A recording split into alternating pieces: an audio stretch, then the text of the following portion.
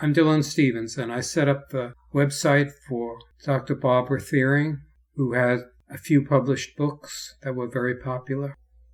I wrote a book a few years ago called The Pesher of Christ, and it tells the true story of Jesus and his church. It tells the story from the very beginning and towards the end after he died. And I thought that I would want to bring it to YouTube. It might be more accessible that way. Section 18, September 54 to May 58 AD. Paul's third missionary journey. Chapter 104, September 54 AD. Paul attends Paulina's birth, prepares for his third journey. In Ephesus, Matthew Annas and Paul are talking together. Paul says, Phoebe and other members of the congregation begged me to stay, but I think my skills are better used as a missionary. Having been tied down with the conception of my daughter for 2 years, I'm anxious to get back to missionary work. I hope that I have your approval.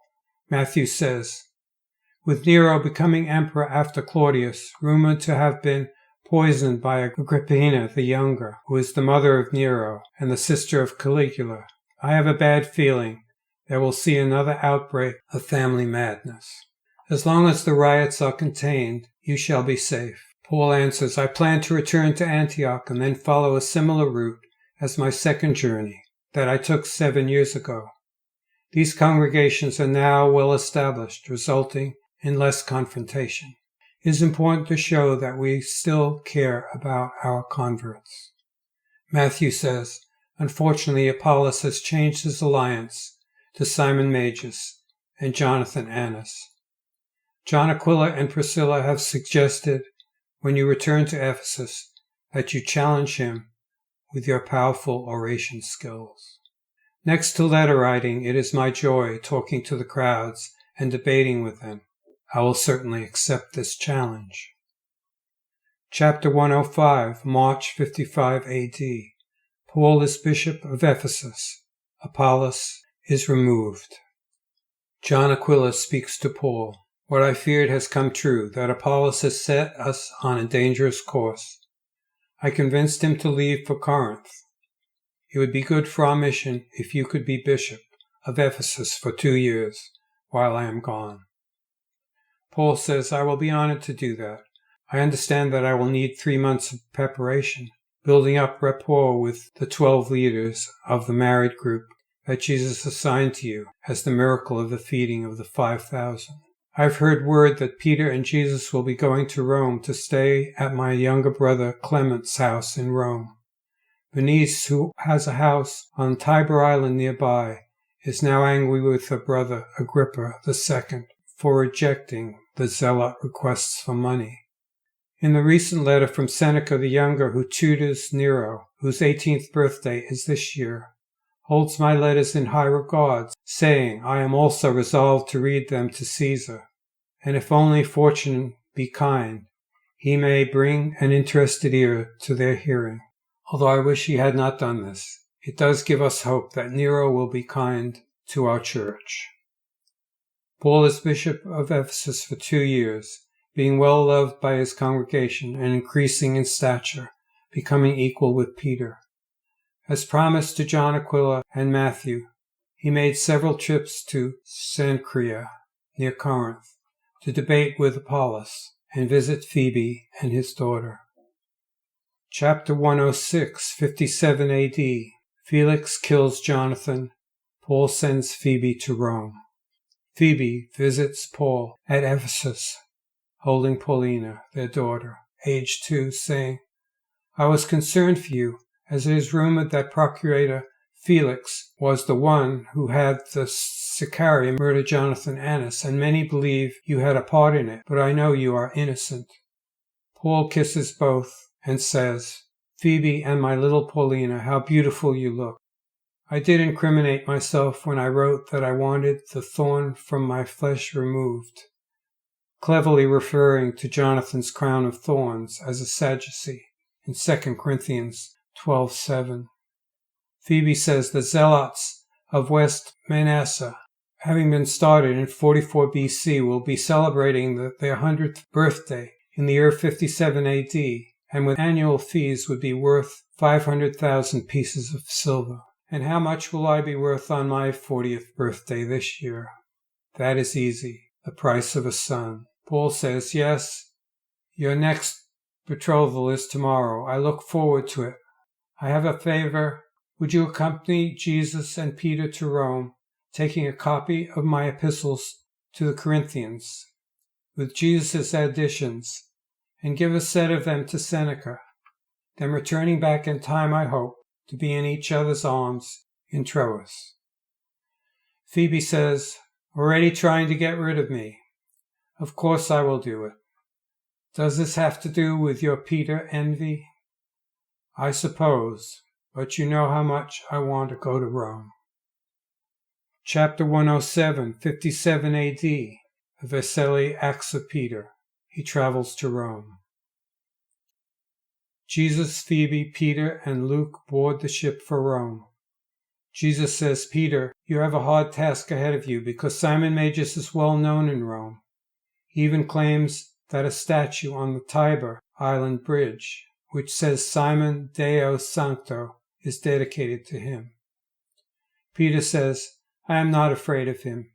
He may appear to make dogs talk or broken statues to walk or be restored, but I will unmask all his tricks. The people are constantly wanting me to perform magic tricks, so I have even learned how to make a herring come to life with a numbing potion. Jesus says you should not stoop to his level.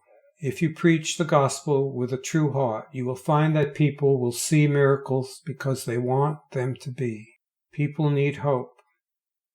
Phoebe asks, Father, why do people need lies?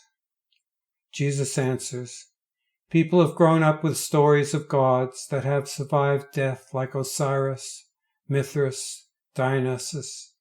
Reality, however good it is, can appear to be a letdown. This is why Simon Magus told everyone that I was resurrected. Jesus said, in the New Testament and the Acts of the Apostles, I have to embellish because people want larger-than-life stories. Phoebe says, although I see that people are better off not knowing that I am Jesus' daughter, otherwise in their envy they could call me a child of a bastard and a whore and a temptress to Paul, who lured him from his sworn celibacy. Chapter 108, December 57 AD. Mary Magdalene having died, Simon Magus, Demetrius, sells silver icons of her. Simon Magus calls out, get your icons of Artemis here, made by Demetrius, the finest silversmith in Ephesus. Apollos joins him. Commemorate Mary Magdalene's ascension. Great is the Artemis of the Ephesians. The crowds join in. Simon says, thank you for your help, Apollos. This is especially important as Mary Magdalene's mother, Phoebe, was a priestess in the temple of Artemis when I rescued her. I gave her the name Helena for Helen of Troy. Apollos says, I see that Paul is ignoring this event. I am still angry at Magdalene's divorce and not too pleased with Jesus marrying Lydia. Simon Magus says, people say he influenced his cousin Felix to kill Jonathan. Ever since the people of Lystra declared him to be Mercury, Paul has been flying on his winged feet, pretending to be the 13th disciple. Apollos says, you must join us in the celebration of God's restoration when I lead the therapeutes to bring down the walls of Jericho next year.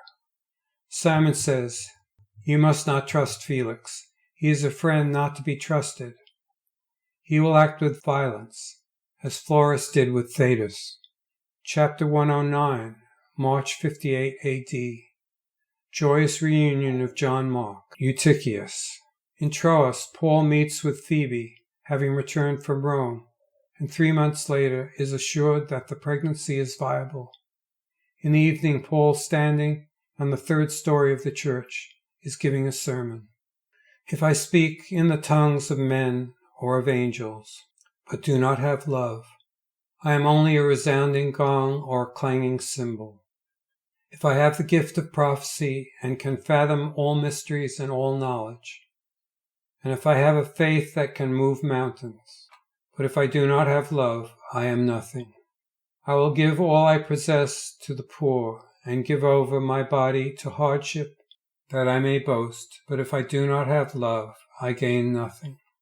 1 Corinthians 13, 1-3.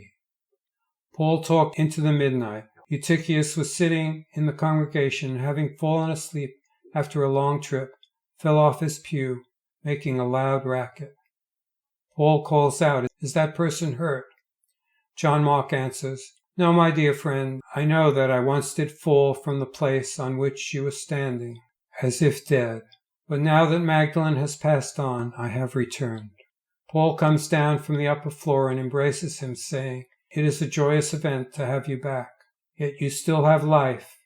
You can begin again as an initiate."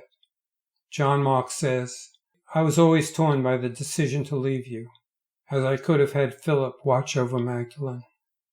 Phoebe runs forward from the back pews and embraces John Mark, saying, "I have missed you." Chapter 110, May 58 AD. Jesus and Phoebe try to persuade Paul not to go to Jerusalem.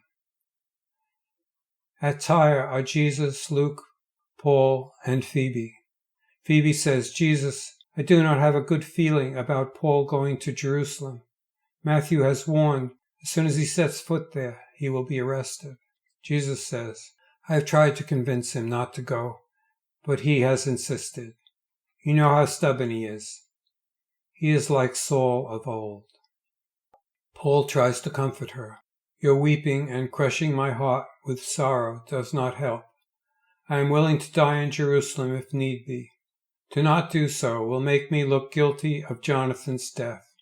And besides, Simon Silas is betrothed and he needs me. He'll be taking his Nazarite vow for marriage, and joining him are the 3 sons of Aristobulus and Salome, Timothy, Tychicus, Trophimus.